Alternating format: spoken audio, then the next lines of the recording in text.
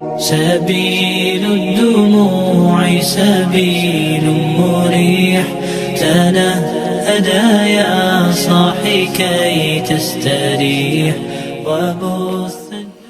إن الحمد لله نحمده ونستعينه ونستغفره ونعوذ بالله من شرور أنفسنا وسيئات أعمالنا من يهده الله فلا مضل له ومن يضلله فلا هادي له. اللهم صل وسلم وبارك على نبينا محمد رسول الله. Ikhwanana akhwat rahimani wa rahimakumullah. At-tasbih menurut penjelasan para ulama atau makna tasbih itu adalah tanzihullah wa bara'atuhu min kulli naqsin. Tasbih itu adalah mensucikan Allah, membebaskan Allah min kulli naqsin, dari setiap kekurangan. Jadi kalau kita mengucapkan kalimat subhanallah, itu artinya kita membersihkan Allah, membebaskan Allah dari setiap kekurangan. Artinya Allah itu maha sempurna, tidak ada kekurangan dalam seluruh sifat-sifatnya. Ketika Allah Subhanahu wa ta'ala itu kita sebut dengan Al-Alim, Allah itu maha mengetahui, maka Allah tidak punya kekurangan sedikit pun dalam hal pengetahuannya. Yang berarti Allah maha mengetahui segala sesuatu, baik yang sudah terjadi, yang sedang terjadi, dan yang akan terjadi. Tidak ada satupun yang terbebas dari pengetahuan Allah Subhanahu wa ta'ala. Al-Basiru, yang maha melihat, berarti Allah Subhanahu wa ta'ala tidak ada satupun yang samar, tidak ada satupun yang tersembunyi dan tidak terlihat dari pengawasannya. La yakhfa 'ala Allahi min syai', tidak ada satupun yang samar, yang tersembunyi. Hatta sekalipun sesuatu itu tidak terlihat oleh mata kita, bahkan sesuatu itu masih berada di dalam hati. Ma khatara fi qalbi rajulin, sesuatu yang tersembunyi. Nah, dan segala sesuatu dan semua sifat-sifat Allah Subhanahu wa ta'ala dengan segala kesempurnaannya. Maka kalau kemudian kita melihat ada makhluk kok sepertinya ada yang kurang, itu bukan berarti Allah Subhanahu wa ta'ala tidak mampu menciptakan yang sempurna menurut kita. Umpama, kenapa kok ada anak yang lahir menurut kita itu cacat? Nah, kalau cacat kan berarti tidak apa? Tidak sempurna. Mungkin matanya tidak melihat, atau tangannya tidak berfungsi, bahkan tidak punya tangan, atau bahkan tidak punya kaki. Nah, kemudian dengan sederhana kita biasa menyebut ini anak cacat, itu orang cacat. Artinya apa cacat? Berarti kan tidak sempurna. Subhanallah, ketika kemudian itu kita sandarkan bahwa itu makhluk Allah dan Allah tidak mungkin menciptakan sesuatu kecuali pasti sudah sempurna menurut takdir dan kehendak Allah Subhanahu. Dan mengapa demikian? Karena bagi Allah Subhanahu wa ta'ala sempurnaan itu bukan dilihat dari apakah kalau manusia itu apakah anggota badan itu lengkap atau tidak. Tapi kesempurnaan itu antara lain juga bisa dilihat dari apakah kelengkapan anggota badan itu bisa mengantarkan kepada kemuliaan atau justru bisa menyebabkan orang hina. Karena tidak sedikit Orang yang mungkin secara fisik kita lihat kurang, tapi justru dia mempunyai kelebihan dan kemuliaan dibandingkan orang lain yang secara fisik lebih sempurna. Kita lihat banyak orang yang Allah takdirkan dia tidak bisa melihat sejak dia dilahirkan, tetapi kemudian dia menjadi hafidh Quran, hafal Quran, sehingga dengan kekurangan secara fisik yang kita lihat itu dia justru lebih memilih. Kalau seandainya ditawarkan, apakah jika sekarang ini kau dikembalikan atau penglihatanmu diberikan oleh Allah, mana yang kau pilih? Ada yang mengatakan saya tidak memilih, atau saya lebih memilih dalam keadaan seperti ini. Saya lebih memilih dalam keadaan apa? Dalam keadaan buta. Mengapa? Karena dengan keadaan saya ini, dalam keadaan buta saya ini, kelak nanti di hadapan Allah Subhanahu wa taala saya punya alasan, punya hujah. Saya tidak akan atau tidak perlu mempertanggungjawabkan hisab dengan mata yang bisa melihat. Karena apa yang kita lihat itu kelak nanti akan dimintai pertanggungjawaban oleh Allah Subhanahu wa taala. Innas sam'a wal basara wal fuada kullu dzalika kana anhu mas'ula. Sungguhnya pendengaran, wal basara, dan juga penglihatan, wal fuada, dan ucapan kita ini, kullu dzalika kana anhu mas'ula, semuanya akan dipertanyakan, dimintai pertanggungjawaban. Sehingga ada seorang anak yang buta dalam keadaan dia tidak bisa melihat, tapi Allah karuniakan dia dadanya penuh dengan Al-Quran 30 juz, dan dia lebih bersyukur karena kemudian nanti dia tidak perlu harus mempertanggungjawabkan dari apa yang dia lihat di dunia. Jadi apa yang kita lihat itu kurang, tapi justru itu menjadi kelebihan bagi orang yang merasakannya. Maka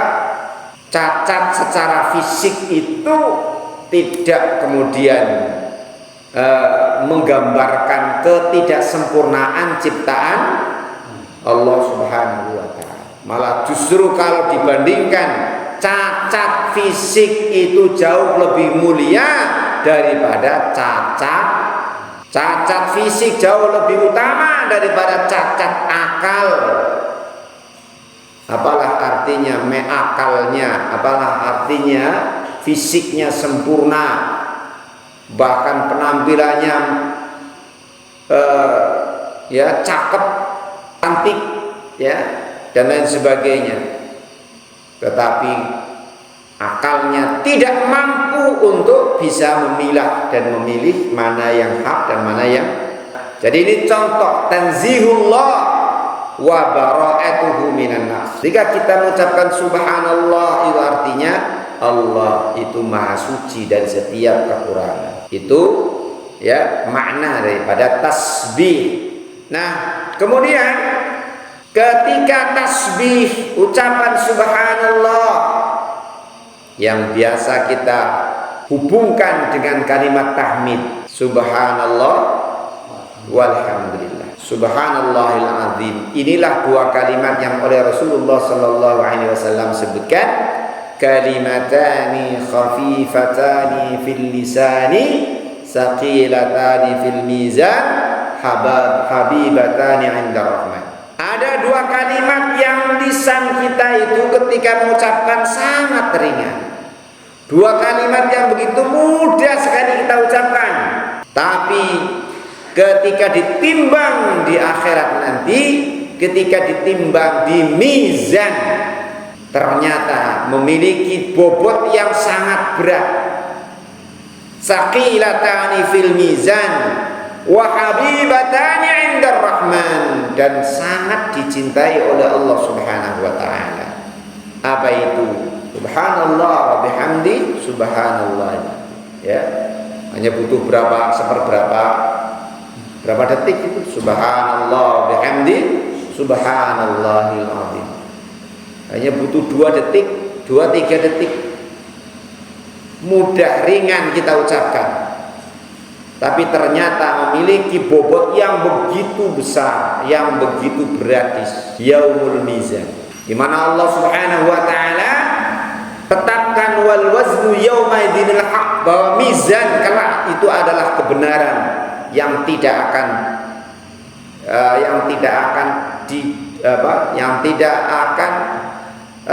didustakan, atau kebenaran yang pasti. Wa nadha'ul mawazinal qisṭa yaumal qiyamah, dan kami akan letakkan timbangan itu yang seadil-adilnya, sehingga tidak ada satupun amal yang kita lakukan walaupun seberat misqala dzarratin, kecuali pasti Allah Subhanahu wa taala akan masukkan di dalamnya.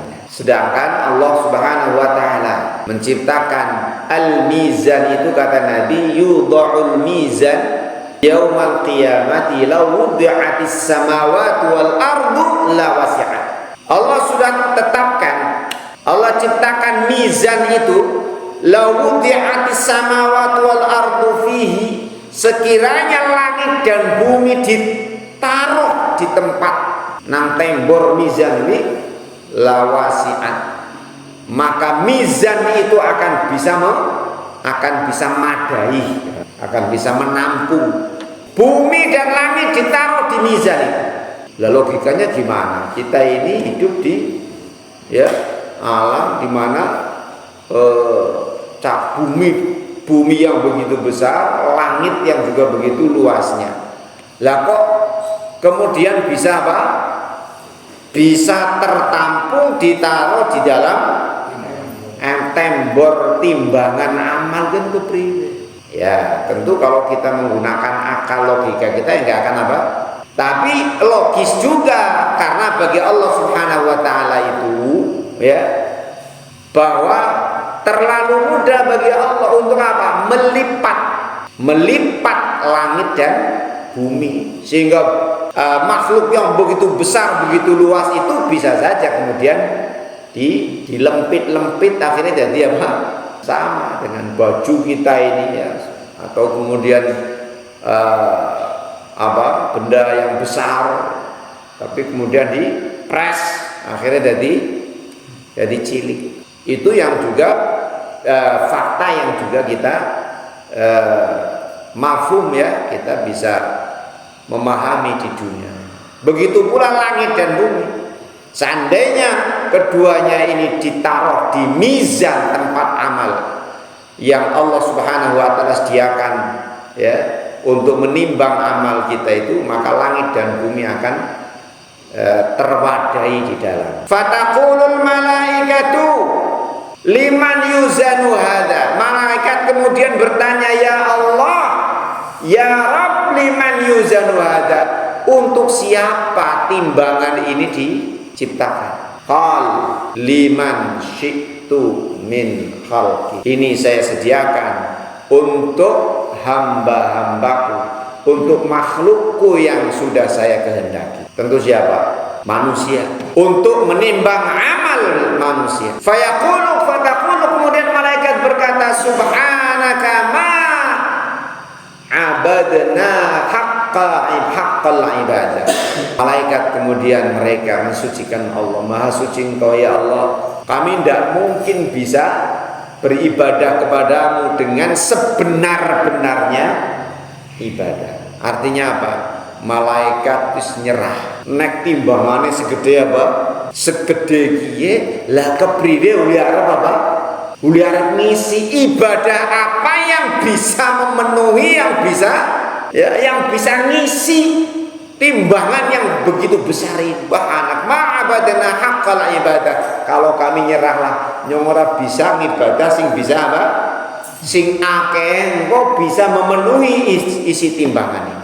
Ini malaikat. Lah kok kita manusia banyak yang kemudian meremehkan, kadang-kadang merasa pede gitu ya. Lah sing penting tuli wis apa? Wis salat sing penting wis sholat wis rumangsane apa? Aman.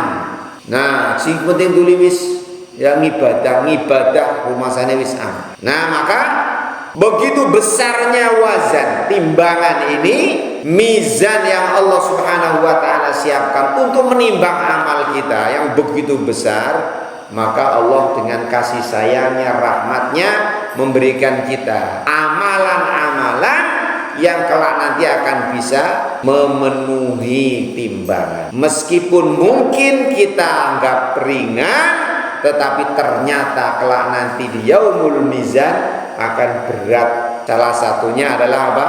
Kalimat apa? Tasbih. Subhanallah wa bihamdihi subhanallahil azim. Ini antara lain faidah, manfaat dan keutamaan kita banyak membaca tasbih, yakni akan memberatkan timbangan kelak di yaumul qiyamah. Kemudian Allah Subhanahu wa taala juga menjadikan tasbih itu antara lain sebagai alat atau sebagai wasilah untuk kita bisa mendapatkan perlindungan dari Allah Subhanahu wa taala. Sebagaimana yang Allah Subhanahu wa taala berikan perlindungan kepada Nabiullah Yunus alaihi salam. Kapan itu? Wa inna Yunus laminal mursalin, dan sesungguhnya Yunus itu termasuk di antara hamba yang diutus. Surat As-Saffat ayat 149. Il abaqa ilal fulkil maskhun, ketika dia naik ke kapal, yang kapal itu sudah penuh. Nah, ini juga salah satu pelajaran yang Allah Subhanahu wa taala abadikan di antara nabi dan rasulnya, yaitu Yunus, di mana Allah Subhanahu wa taala memberikan ujian kepadanya. Ya, karena apa? Ya, karena ketidaksabarannya ketika dia menghadapi kaumnya yang banyak menentang, dinasehati, diingatkan, diajak, orang gopeng lah bahasa gampangnya apa, ya kan, orang gopeng, tidak mau peduli. Bahkan mereka berusaha untuk menentang dan menantang Nabiullah Yunus alaihissalam. Akhirnya apa? Akhirnya Nabiullah Yunus tinggalkan mereka. Ini yang seharusnya tidak boleh dilakukan oleh siapapun yang menebarkan kebenaran dan kebaikan saat dihadapkan kepada tantangan seperti. Karena memang yang paling besar, yang paling berat ujiannya amar ma'ruf nahi mungkar itu ya apa? Menghadapi penolakan. Nekur ditolak terus mendingan, tapi bahkan kemudian disertai dengan apa? Ancaman. Bahkan bukan hanya ancaman sampai tindakan apa? Nah, tindakan fisik represif. Itulah yang dihadapi oleh para nabi dan rasul dan para penyeru ya amar ma'ruf nahi munkar. Maka ini tidak mudah. Ya, maka Nabiullah Yunus pun kemudian ada saatnya teruji. Ya, sebagai manusia menghadapi kaum bandel yang keras kepala, ya. Akhirnya kemudian dia tinggalkan kaumnya. Idh abaqa ilal fulkin maskhun, dalam perjalanannya Nabi Yunus alaihi salam naik ke atas kapal yang sudah penuh. Akhirnya di tengah perjalanan di atas laut kemudian kapal itu harus dikurangi muatannya. Tapi muatannya wong kabeh, lha sik kepriye? Nek muatannya anak beras, anak wedhus, ini wedhusnya dibuang ora masalah. Berasnya baik, cemplung apa? Cemplung narik laut, nggak ada masalah. Tapi karena muatannya ini orang semua, lah yang dikurangi siapa? Ya orangnya. Sebab kalau ini terus dipertahankan, muatan jumlah orang itu dipertahankan, maka bukan hanya orang, semua kapal ini akan tenggelam. Fasahama fakana minal mudhadin. Akhirnya diadakan, ya sudah, diundi saja. Semua penumpang ini jenenge ditulis, diundi, dikocok, kok siapa sing jenenge apa? Metu. Fakana minal mudhadin. Ternyata nama yang keluar itu nama Nabi Yunus. Dane pemilik kapal itu segan karena menghormati Nabi Yunus sebagai tokoh di masyarakat. kenal sebagai nabi, tokoh di masyarakat. Maka kemudian apa? Si pemilik kapal ini kemudian memasukkan lagi nama Yunus. Dileboknani lah. Men sing metu apa? Liane aja apa? Aja Yunus. Ini kan memang begitu kan. Jadi kita ini kadang-kadang kalau urusan sing apa? Urusan sing kira-kira berdampak atau resiko, kuwi aja sing apa? Aja wong sing terhormat. Kayak sing kira-kira mandan apa? Ora patia, ya wis ora patia direh lah, ora patia dirah bae. Kan maunya begitu kan? Ini manusia begitu, ya. Manusia resiko-resiko aja kayak. Nah, ada yang terhormat, tapi kayak bang sing kira-kira ya masyarakat biasa, rakyat biasa. Nah, begitulah yang dilakukan oleh si pemilik kapal. Dikocok lagi, fakana minal mudhadid, metu Yunus mani. Dikocok mati, fakana minal mudhadid, metu Nabi Yunus mani. Akhirnya ya wis lah. Akhirnya apa?